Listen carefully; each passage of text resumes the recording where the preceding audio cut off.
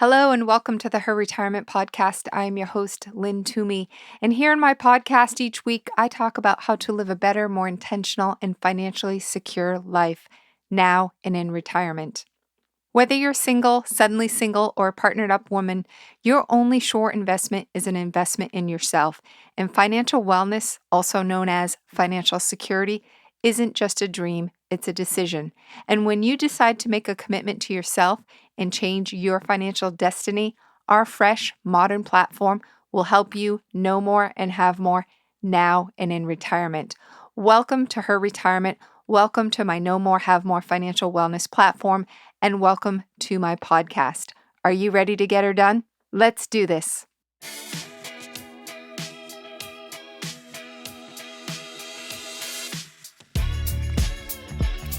Hello there, and welcome to this week's episode of the Her Retirement Podcast.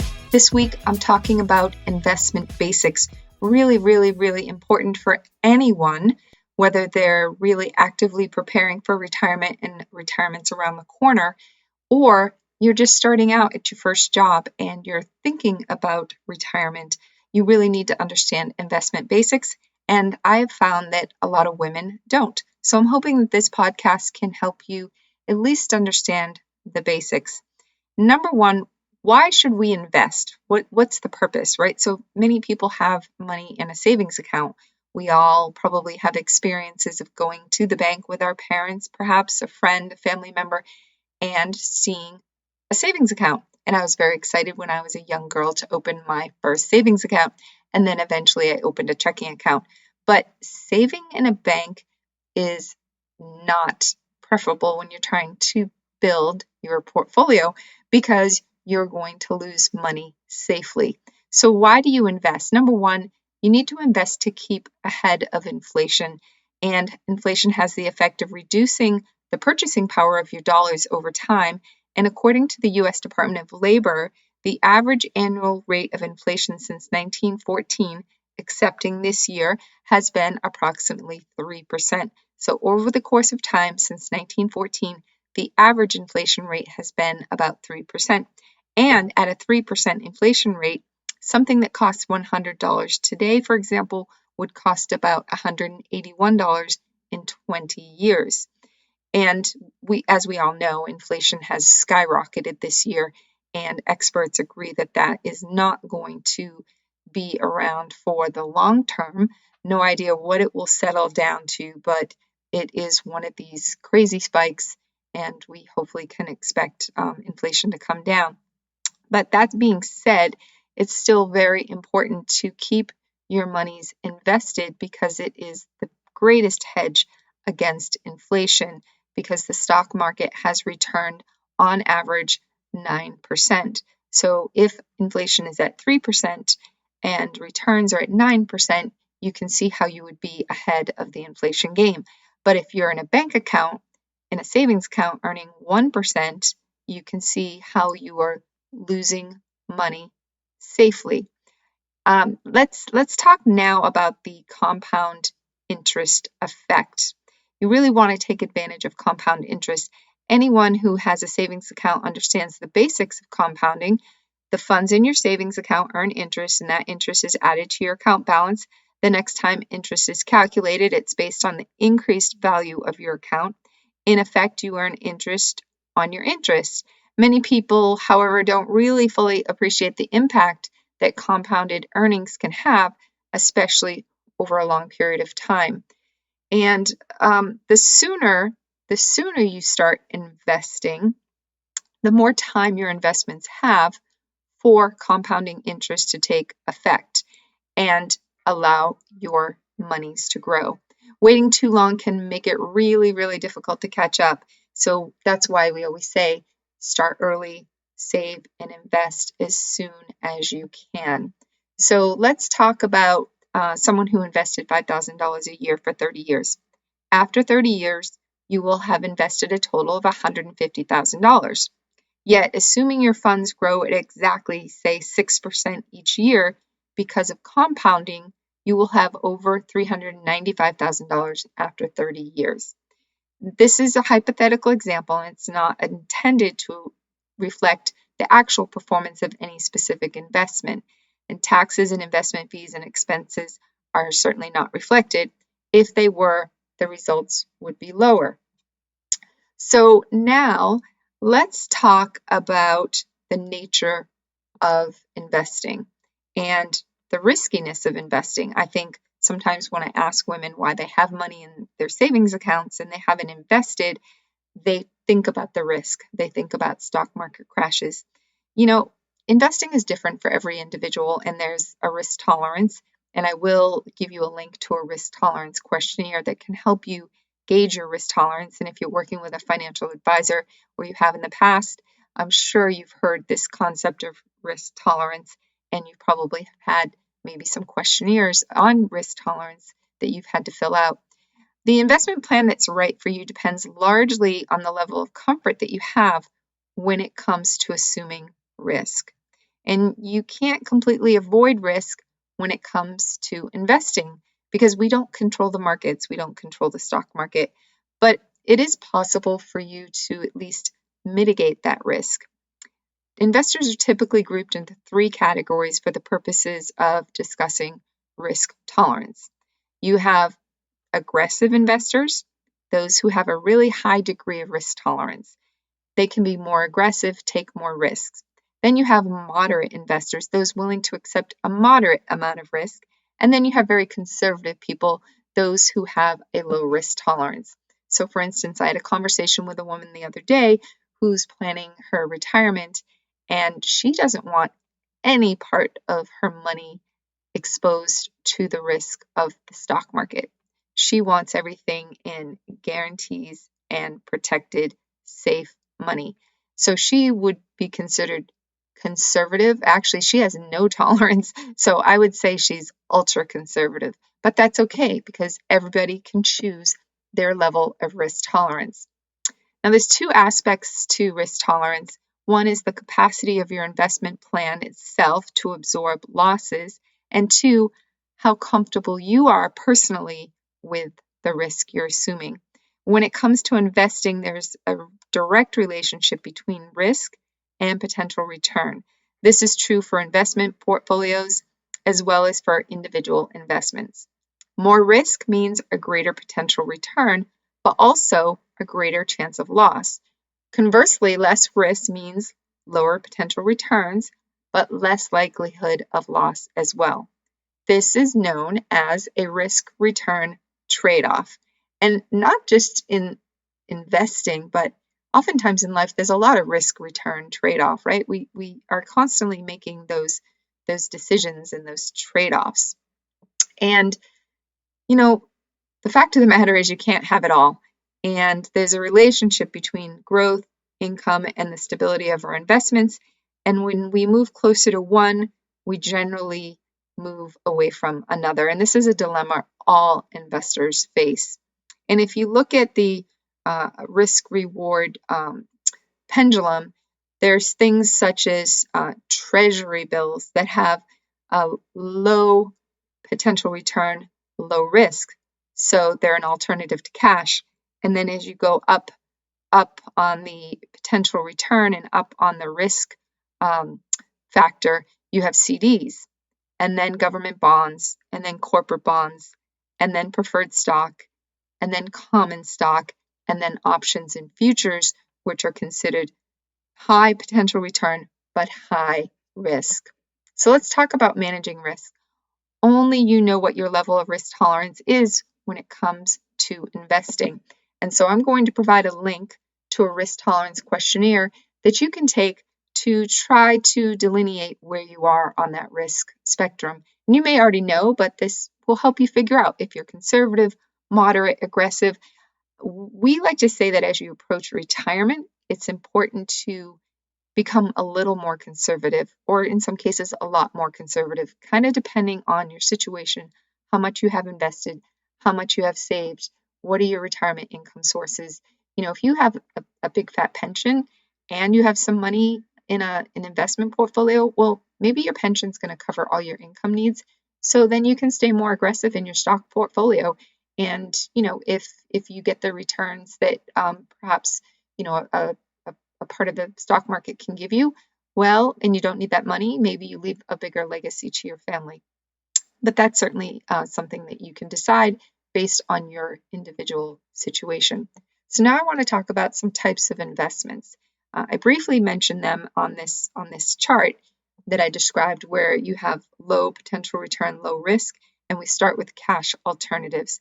They are low risk, short term, and relatively liquid instruments that you may use. Of course, cash is probably the least return and the least risk because it's cash. It's like in your mattress, or it's in a safe in your house. But guess what?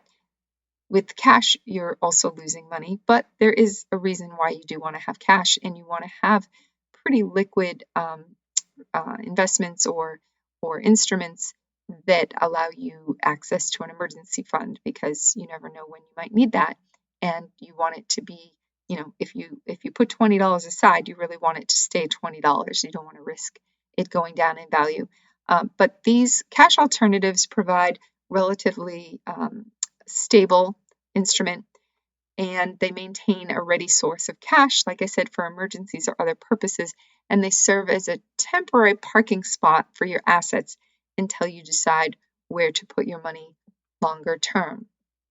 And the advantages are predictable earnings, highly liquid, little risk to your principal, so the amount you're starting with. Disadvantages are relatively low returns, and certainly probably will not keep up with inflation. The next instrument is bonds. Little higher return, little higher risk. Bonds are essentially loans to a government or corporation, which is why they're called debt instruments. Bonds are issued in denominations as low as $1,000, and the interest rate, or what is known as the coupon rate, can be fixed or floating, and it's set in advance, and interest payments are generally paid semi-annually. Bond maturity dates range from 1 to 30 years. However, bonds don't need to be held until they mature. Once issued, they can be traded like any other type of security. And the advantages of bonds, which you hear more of those because people say, oh, I have stock bond portfolio, and the traditional stock bond portfolio is 60-40 for a pre-retiree. But they're generally steady, predictable streams of income. Income is typically higher than cash alternatives, and there's a low correlation to the stock market. The disadvantage is there's a risk of default, which is greater than cash alternatives, especially corporate bonds, and bond values fluctuate with interest rates. So next instrument I want to talk about. I just want to make one comment about bonds. Bonds are actually doing very poorly right now, as interest rates have risen. And so there's that inverse relationship. So bonds are really, really doing poorly. So a lot of people are looking at alternatives, especially pre-retirees, to the bond component of their portfolios. And I have talked about this in another podcast, and you can check that out. But it's a hybrid income portfolio podcast, where we're talking about how you replace bonds in an investment portfolio in times when bonds are doing really, really poorly. There are some other alternatives to bonds that give you that lower risk, but still give you not only what bonds historically have done, but even much greater than bond returns. So definitely try to check out that podcast. So stocks. When you buy company stock, you're actually purchasing a share of ownership in that company. Investors who purchase stock are known as company stockholders or shareholders. Your percentage of ownership in a company also represents your share of the risk taken and the profits generated by the company. If the company does well, your share of the total earnings will be proportionate to how much of the company stock you own. And the flip side of this is, of course, is that your share of any loss will be similarly proportionate to your percentage of ownership. So if you purchase stock, you can make money in one of two ways. First, corporate earnings. Those may be distributed in the form of what's called dividends, and those are usually paid quarterly. So some people believe that dividend stocks are a great place to park some money because they pay dividends. And some larger companies, there's a whole list of companies that have been around for years and years and years, and they've consistently paid dividends. There are some downside to dividend stock paying companies. Your upside isn't as great, but you're getting that steady stream of dividend income. Now, second thing you can do is you can sell your shares. If the value of the company stock has increased since you purchased it, you will make a profit. Of course, if the value of the stock has declined, you'll lose money. And so, for instance, I joined a privately held company back in 1998, I think it was, and that company decided to do an initial public offering or an IPO where they sold shares of stock in the company to fund further growth of the company. And that stock went through the roof. It was the last great tech IPO of that era. It was actually the number one tech IPO of that year. The stock price went through the roof. And yes, I was a paper millionaire. Long story, what happened after that, but that is an example of a company going public and offering its stock through an IPO. So let's talk about some types of stock. Stock is commonly categorized by the market value of the company that issues the stock. For example, large cap stocks describe shares issued by the largest corporations. Other general categories include mid cap, small cap, and micro cap. So, for instance, in the last few years, large caps have done differently than mid caps versus small caps versus micro caps. They all have their different growth rates. Now, growth stocks are usually characterized by corporate earnings that are increasing at a faster rate than their industry average or the overall market. And then you can invest in what's called value stocks. And those are typically characterized by those selling at a low multiple of a company's sales, earnings, or book value. And then finally, you have income stocks. And those generally offer higher dividend yields than market averages and typically fall into the utility and financial sectors, as well as some other well-established industries.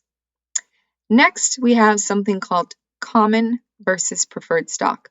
Common stockholders hold many rights, including the right to vote. Okay, so there's a shareholder voting where they can vote on different things that have to do with the company. However, common stockholders are last in line to claim the earnings and assets of the company. They receive dividends at the discretion of the board of directors for that company and only after all claims on profits have been satisfied. Preferred stockholders are given priority over holders of common stock when it comes to dividends and assets. However, preferred stockholders do not receive all the privileges of ownership given to common stockholders, including the right to vote. Preferred stockholders typically receive a fixed dividend payment, usually on a quarterly basis. And for preferred stockholders, there is less return potential than for common stockholders, and there's also less risk. So the advantages are that historically stocks have provided higher long-term return than cash alternatives or bonds. So from an investment perspective, the advantages of stock are that they provided higher long-term total return than those cash alternative or bond instruments. They're easy to buy and sell, and they can provide regular income through dividends, as I mentioned, or as well as capital appreciation. And you have ownership rights. Disadvantages are poor company performance affects your dividends or the value of your shares. So in my case, my company had this crazy IPO, was, stayed up for quite a while, the value of the shares. And then at one point, I think they were down from $200 a share to $1. I don't even know what the low point of that company's stock was, but it was abysmal, needless to say. And that's why people say don't put all your eggs in one basket. Key to investing is diversification. But another disadvantage of stock is that it's greater risk to your principal, and it may not be appropriate for short-term investment horizons. And of course, it's subject to a major risk that I've talked about, which is market volatility. Of course, the stock market has taken a hit in 2022 after a 10-year, what's called bull market, where the stock market just flourished. And now we're in a bear market and the stock market is down.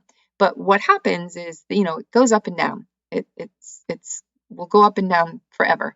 But over time, if you stay the course, over time, the historical averages have proven to yield 9%, which is why we say it's better than inflation, and it's the greatest hedge against inflation, and why it's highly recommended that you invest in the stock market early and often. Now I want to talk about another instrument called mutual funds. People have heard about mutual funds, they might not know exactly what they are. But mutual funds, the principle behind a mutual fund is quite simple. So let me explain. Your money is basically pooled along with the money of other investors into a fund, which then invests in certain securities according to a stated investment strategy. And then the fund is managed by a fund manager who reports to a board of directors. And so when you invest in the fund, you own a piece of the total portfolio of its securities, which could be anywhere from a few dozen to hundreds of stocks. This provides you with both a convenient way to obtain professional money management and instant diversification that would be more difficult and expensive to achieve on your own. So, yeah, you could go out and pick a bunch of different stocks and invest in those stocks if you do the research that's required to do that. It takes a lot of time, and there are plenty of DIY investors and stock pickers. But mutual funds allow you to have that diversification, which is important because as some stocks go up, others go down. And at the end of the day, the point is that risk, the up and down of those risks, kind of average out to a good average. So let's talk about the advantages. It's professional money management, so it's not something you need to do. There are small investment amounts for, the masses. It offers diversification and liquidity because you can just sell a mutual fund when you want. Disadvantage is that there are fluctuating share values and the portion of fund dollars tied up in cash for liquidity needs. So there is a portion of that. And there's potential tax inefficiency, and mutual funds come with fees and expenses, and you always have to consider what those are when choosing your mutual funds. Or, of course, when you're working with a financial advisor, he or she will make you aware of those mutual funds. And oftentimes, a lot of those fees are in very, very fine print. So I always caution people to make sure that when they are investing and when they are working with an investment advisor or financial advisor, that there's 100% fee transparency. You want to know the fine print. You want to know all of the fees. Like if an investment advisor says, oh, we charge a 1% fee, well, that may be his fee. But guess what? There's maybe some other mutual fund fees and other fees in addition to that. So you need to make sure you ask, what is the all-in fee that I'm paying for the instruments that you're investing my money in? Now I want to talk about a concept called active versus passive management. An actively managed fund is one in which the fund manager uses his or her knowledge and research to actively buy and sell securities in an attempt to beat a benchmark. So a benchmark could be the S&P 500, let's say. Now a passively managed account called an index fund typically buys and holds most or all of the securities represented in a specific index. For example, the S&P 500 index. The objective of an index fund is to try to obtain roughly the same rate of return as the index it mimics. So let's talk about some types of mutual funds. Funds are commonly named and classified according to their investment style or objective. So there's money market funds, which invest solely in cash or cash alternatives. There's bond funds, which invest solely in bonds. There's stock funds, which invest exclusively in stocks. Stock mutual funds can also be classified based on the size of the company in which the fund invests. For example, large cap, mid cap, small cap. Then there's something called balanced funds, which they invest in both stocks and bonds. And then there's international funds, which seek investment opportunities outside of the United States. Next, I want to talk about dollar cost averaging. You may or may not have heard of this concept. Many mutual fund investors use an investment strategy called dollar cost averaging. And with dollar cost averaging, rather than investing, say, a single lump sum, you invest smaller amounts of money at regular intervals. no matter how the market is performing. So your goal is to purchase more shares when the price is low and fewer shares when the price is high. Although dollar cost averaging can't guarantee you a profit or avoid a loss, a regular fixed dollar investment may result over time in a lower average cost per share than if you had bought a fixed number of shares each time, assuming you continue to invest through all types of markets. So for example, let's say that you decide to invest, $300 each month toward your child's college education. Because you invest the same amount each month, you automatically buy more shares when prices are low and fewer shares when prices are high. You find that your average cost per share is actually less than the average market price per share over the time that you invested. And that's the concept of dollar cost averaging. So again, it can't guarantee you a profit or protect you against the loss if the market is declining. So let's say that you bought 10 shares for, $35 in January. And then in February, you bought 30 shares at $10. And then in March, you bought 15 shares at $20. In April, 20 shares at $15. And May, 12 shares at $25. Okay, that all adds up to $20. The investor's average cost per share is $1,500 total investment plus 87 shares purchased. So that's going to equal $17.24. Okay, that was your average market price per share. All right. Next concept that I want you to understand, asset allocation. It's really almost a universally accepted concept that any portfolio should include a mix of investments. That is, an investment portfolio should contain investments with varying levels of risk to help you minimize your exposure. So asset allocation is one of the first steps in creating a diversified investment portfolio. And asset allocation is the concept of deciding how your investment dollars should be allocated among broad investment classes such as stocks, bonds, cash alternatives. The underlying principle is that different classes of investments have shown different rates of return and levels of price volatility over time. Also, since different asset classes often respond differently to the same news, your stock may go down while your bonds could go up or vice versa, just as an example. So diversifying your investments over non-correlated or low correlated asset classes can help you lower the overall volatility of your portfolio, and certainly lowering your volatility is something you really want to do, especially as you approach retirement. However, diversification does not ensure a profit or guarantee against the possibility of loss. It just helps to minimize. So really important not to have all your eggs in one basket. But, how do you choose this mix? How do you choose the asset allocation that's right for you?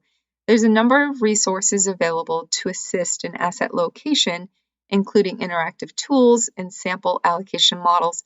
Most of these do take into account a number of variables. So the objective variables include your age, the financial resources available to you, your time frame, your need for liquidity. The subjective variables are your tolerance for risk, your outlook on the economy, how positive you are in your other income sources, let's say in retirement. Ultimately though, you'll want to choose a mix of investments that has the potential to provide the return you want at the level of risk you're comfortable with.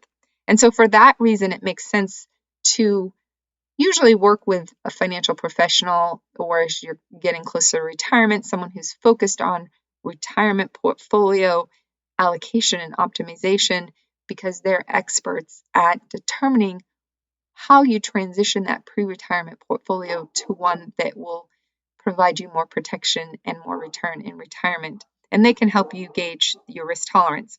And then you want to tailor your portfolio to a risk profile and your financial situation. Now let's talk about asset allocations. And I'm not sure if you can hear my little dogs barking in the background, so I apologize for that, because I do have a home-based podcast studio, and I try to record these sessions when my dogs are sleeping, but not all dogs sleep all day long. Anyway, let's talk about some sample models. I want to look at a conservative portfolio. Everyone's situation is unique. Nevertheless, in general, conservative asset allocation models will invest heavily in bonds and cash alternatives with the primary goal of preserving capital. And I want to mention that this is kind of like standard pre-retirement conservative. 50% bonds, 25% stocks, 25% cash alternatives. And this asset allocation suggestion should just be used as a guide and is not intended as financial advice, and it should not be relied upon.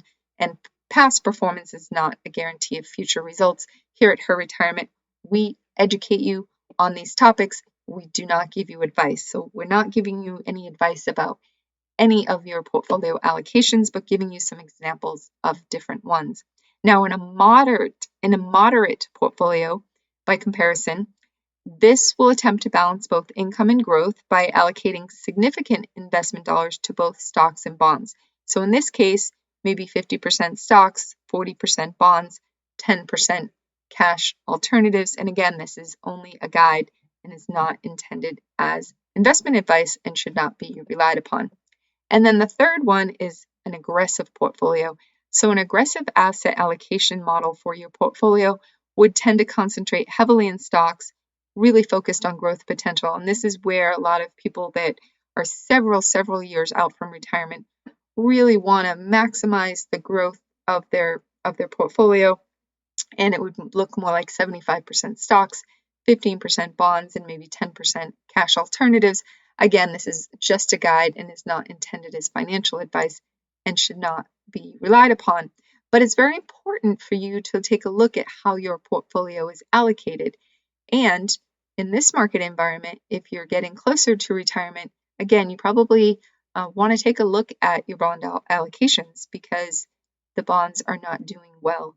And also, as you get closer to retirement, experts agree that having 75, 80%, even 60 or 70% in stocks might be too risky for your comfort level as you are transitioning into retirement.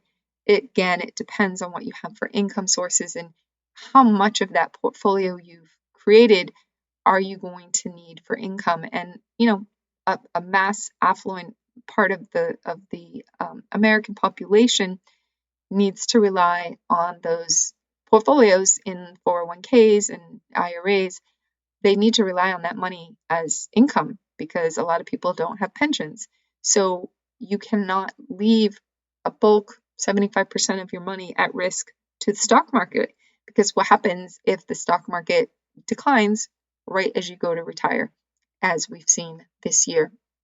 So, as you've seen and heard in this podcast, there's a lot to consider when it comes to investing. There's a lot of components. This was just a very basic overview of the different types of investment instruments. And I do recommend that if you don't want to learn this yourself, you don't want to take the time, you have other ways that you want to spend your time, to work with a financial advisor, investment advisor, a retirement advisor if you really are focused on getting your retirement planning correct and looking at how to take what you've saved rather than accumulate those assets. Look at how you're going to deaccumulate those assets and how your portfolio should be positioned to deaccumulate as much income as you can. And, all the other stuff that goes into it, like maximizing your income sources, maximizing your Social Security, looking at tax efficiency, how you can deaccumulate from those investment portfolios most tax efficiently. So many different decisions that a financial professional can help you with. They will help you determine your investment goals, timelines, risk tolerance, evaluate markets and investments, create an asset allocation model, select specific investments, manage and monitor your portfolio, and modify your portfolio when necessary.